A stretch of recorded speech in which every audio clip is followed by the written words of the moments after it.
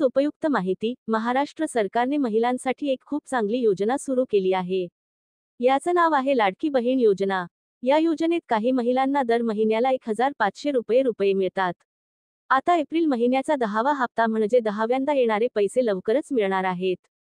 ही योजना कुणासाठी आहे? ही मदत खालील महिलांना मिळते.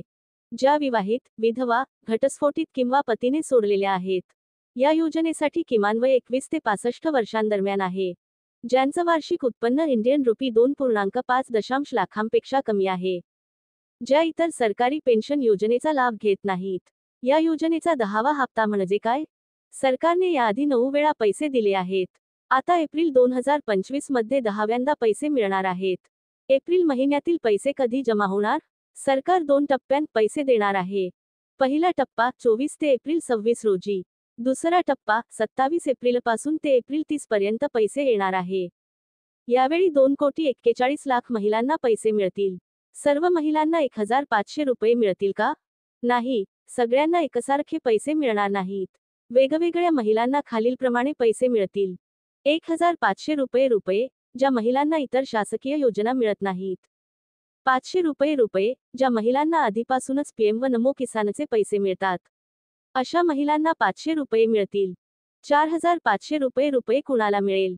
ज्या महिलांना मागचे 3 हप्ते मिळाले नाहीत, त्यांना एकदम 3 महिन्यांचे पैसे मिळणार. पैसे मिळण्यासाठी काय गरजेचं आहे? तुमचं बँक खाते आधार कार्डशी लिंक असलं पाहिजे. खातं डीबीटी डायरेक्ट बेनिफिट ट्रान्सफर साठी चालू असलं पाहिजे.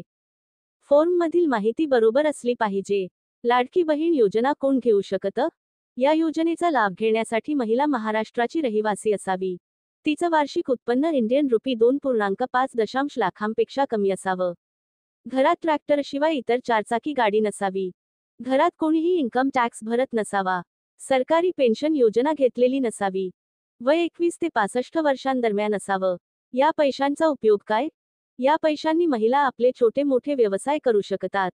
त्यांना स्वतंत्रपणे निर्णय घ्यायला मदत होते. शिक्षण, आरोग्य आणि घरातील जीवन सुधारतं. तुमचं नाव यादीत आहे का?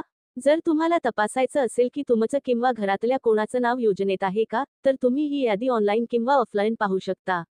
महत्त्वाच्या गोष्टी लक्षात ठेवा. आधार कार्ड लिंक असलेलं बँक खातं असावं. डीबीटी सुरू असलेलं खातं वापरा.